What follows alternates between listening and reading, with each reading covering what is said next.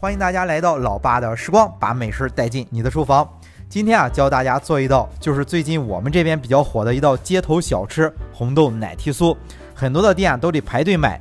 今天呢，就分享一个家庭版的做法。实话实说啊，比买的都好吃，让来不了济南的朋友也尝一尝我们当地的特色小吃。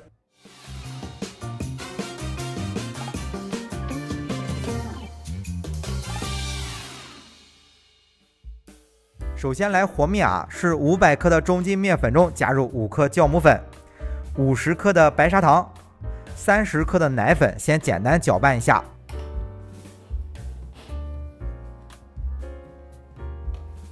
接下来呢，取2个中等大小的鸡蛋，其实只需要用蛋黄做好了之后上色用的，但是咱们也不能把蛋白浪费了，所以蛋白就添加到面粉当中，少放点牛奶就行了。这样的话，我们只需要再加入350克的牛奶就够了。面团的含水量会稍微有点大，有点粘手。不过面团啊，也不用揉得太细致啊，只要揉均匀，没有干粉就行。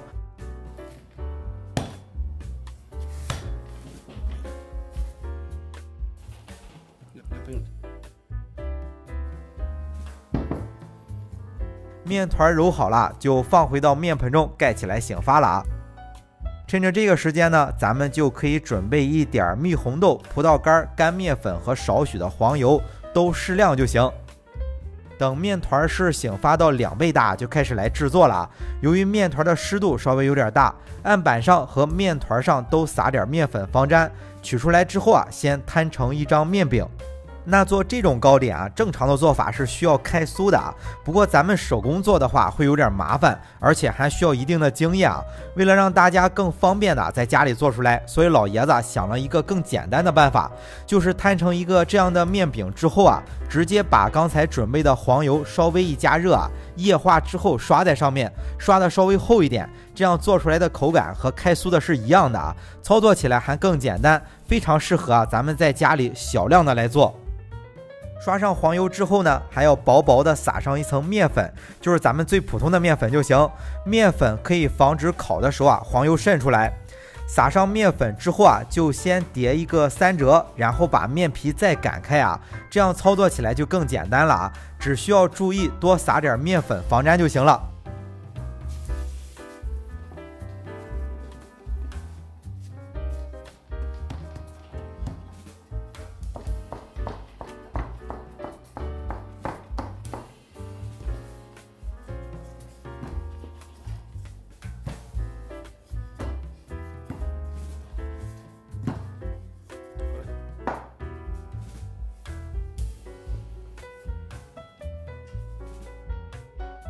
那擀好之后啊，就撒上一些蜜红豆。蜜红豆可以直接在超市买现成的，或者是自己煮一点红豆，用红糖腌制上。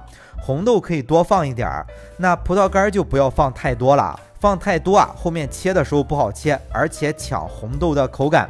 咱们添加蜜红豆和葡萄干的时候啊，第一遍啊，先在中间放上一层就行了，然后把一侧叠过来。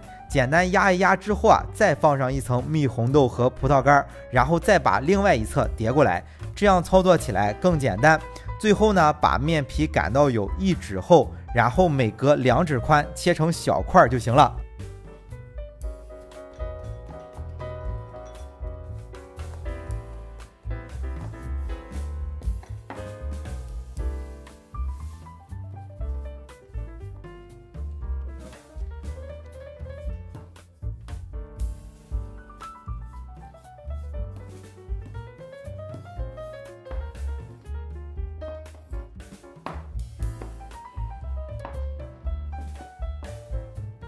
切好之后啊，把刚才准备的2个鸡蛋黄刷在上面，刷的稍微厚一点啊，烤出来的颜色更有食欲。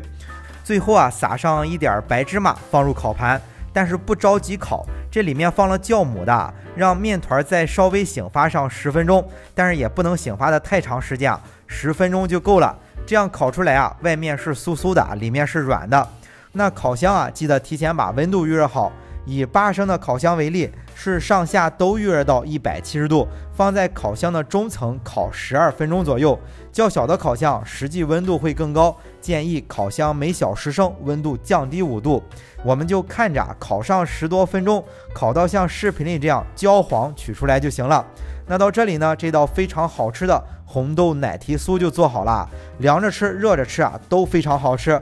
我们家附近有一家店都需要排队购买的，但是按照今天的这个方法做出来比买来的还好吃呢。好了，为了方便大家去记视频中所需要的材料，视频下方的备注栏或留言区有文字版的配料，有问题可以在留言区留言。大家如果喜欢老爸做的美食，记得帮忙关注点个赞，谢谢大家。